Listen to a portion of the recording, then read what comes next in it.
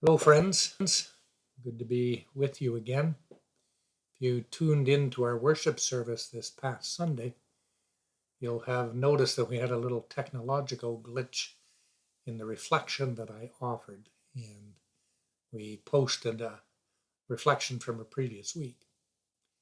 If you did tune in, you'll know that the theme for last Sunday was focused on joy. I'd like to spend a few minutes offering this reflection on joy today. The process to become a certified spiritual care practitioner involves about 2 years of study, followed by the preparation of 3 papers and an oral exam. One of the papers is to be a case study on a spiritual caregiving experience. Many years ago, I was asked to be a reader for a student from Alberta. In her case study, this spiritual care practitioner described being called to the intensive care unit in a hospital where she found a man anticipating the death of his husband. They had been a couple long before the law allowed them to marry, and they had endured the ups and downs of living in a relationship that was not always affirmed by the society. The spiritual caregiver sat with this man as he held his partner's hand and said his goodbyes. Her presence offered him companionship, but also simultaneously was a visible sign to the staff and others that such a love was worthy of spiritual affirmation. One of the tasks in the case study was for students to identify a theological concept or spiritual idea to describe the caregiving experience. The student named for her theological concept the topic of joy. I was momentarily halted in my reading of her paper. I set it down and asked myself, how was joy present at the time of death? How was joy present in a critical care room? How was joy present in a relationship that had borne so much rejection over the years? The student went on to teach me, through her case study, that joy and hardship coexist. She explained that the tender words uttered from one spouse to the other about a lifetime of love, courage, and companionship rose above the struggles that they had faced. Love transformed the hospital room into a sanctuary where joy coexisted with the reality of life's end. The student contended that her task was to be a witness to this joy. There are countless occasions in Scripture where we find a reference to joy. Many passages suggest that there's great joy to be found in one's relationship with God. But one Scripture reference stood out for me above the others. It reminded me of the lesson that I had received from the student about joy and struggle coexisting. There's a long passage in the Gospel of John known as the Farewell Discourse. And embedded in this larger discussion is just 2 short verses that were read in the context of Sunday's worship. I'd like to read them again. When a woman is in labor, she has pain because her hour has come, said Jesus. But when her child is born, she no longer remembers the pain because of the joy of having brought a human being into the world. Well, obviously, I have no personal experience of giving birth. I have, however, twice had the privilege to witness this event. It is true that the pain and struggle, the groans and the blood almost instantaneously gave way as a wrinkled little new life was placed upon Victoria's chest. I've also witnessed how my daughter's experience of a life-threatening delivery, followed by weeks of recovery, was accompanied by a tenacious and self-sacrificing love for the boy she birthed. Even when her patience is severely tested in these days of COVID quarantine, there's little doubt that this boy is one of the deepest joys of her life. I've been thinking about how one cultivates joy, and it inclined me toward a book that's been sitting on my shelf for some time. It was recommended to me by a young man who was going through an experience of testicular cancer.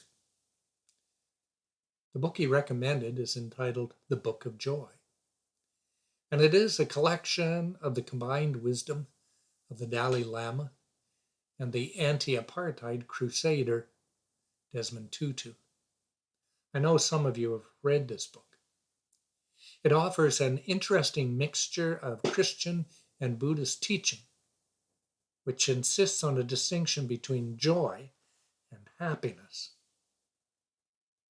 These spiritual gurus observe that in Western society, we focus on happiness, a happiness that is often linked to material goods, a happiness that is created when a new item is purchased, a happiness that lasts until the novelty subsides. Happiness comes and goes, they suggest, influenced by the events of the moment. Joy, on the other hand, endures even in struggle. Two ways that Archbishop Tutu and the Dalai Lama suggest we might cultivate joy include taking a broad view and by exercising compassion. Noticing our blessings, they suggest, requires taking a broad view of our lives. The temptation is to look only through the window of each moment. The more we look through the window of our entire life, they suggest, the more we notice our blessings. When we back up from the final moments of an intensive care room, or even from the early moments of a birthing room, when we back up and see the entirety of our life, we're often better able to see life complete with blessings, opportunities, and relationships. The other recommendation that they offer for discovering joy is to exercise compassion. The Dalai Lama explains that the human mind is programmed to self-reference, to think about our own needs and desires first. But he suggests that this can be very limiting, especially in our appreciation of joy. He quotes a study that found a correlation between people who frequently use the term I and me and such outcomes as increased experiences of depression and even heart disease. To illustrate, they tell a story about a man named Anthony Ray Hinton, an African American who was wrongly convicted of a crime and sentenced to death row, where he stayed for 28 years. I looked him up on the net and he was only released in 2015. Hinton told these spiritual gurus, and I quote, "When no one believes a word you say, eventually you just quit speaking. If the guards needed information from me, I wrote it down on a piece of paper. I was angry and refused to speak. Going into my 4th year of not talking, I heard the man in the cell next to mine crying. For some reason, the love and compassion that I had received from my mother came to me in that moment, and I asked him what was wrong. He said he had just found out that his own mother had passed away. I told him, look at it this way. Now you have someone in heaven who's going to argue your case before God." And then I told him a joke, and then he laughed. Suddenly, I had my voice back, writes Hinton. For all the years after that night, I tried to focus on other people's problems. And as long as I focused on other people's problems, those 28 years didn't seem so long. The Dalai Lama and Tutu suggests that even when confined to a jail cell, it's possible to extend compassion to others. In this time of COVID quarantine, perhaps we should not be looking for happiness, but rather be opening ourselves up to joy. It appears that joy and struggle can coexist.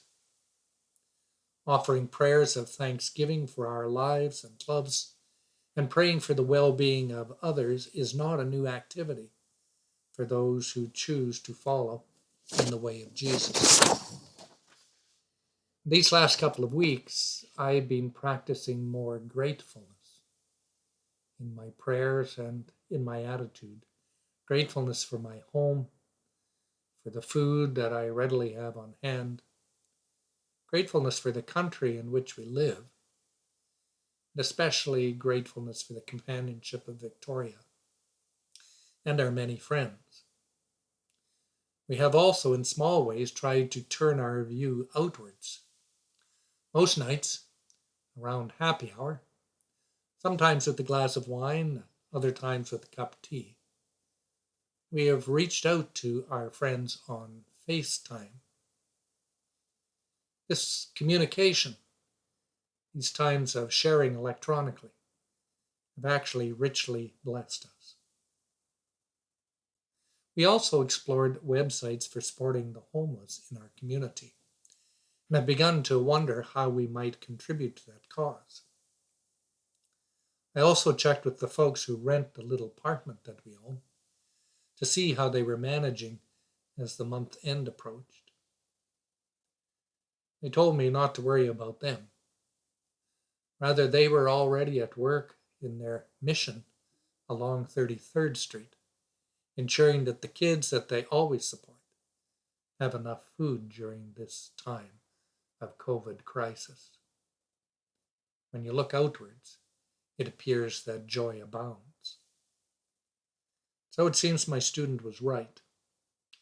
When I take the broad view of life, when I turn my prayers and efforts towards others, joy does arise, even in the midst of worry and quarantine. May God, who is the source of love, continue to inspire you to love yourself and equally your neighbor, so that your joy and theirs might be complete. Thanks for giving me this time to share a few thoughts about joy. I'd like to hear how joy is experienced in your life, maybe particularly at this time. If you think to send me an email or want to give me a phone call and leave a message, I can call you back. May God continue to bless you. Indeed, may God bless us all in these days. Amen.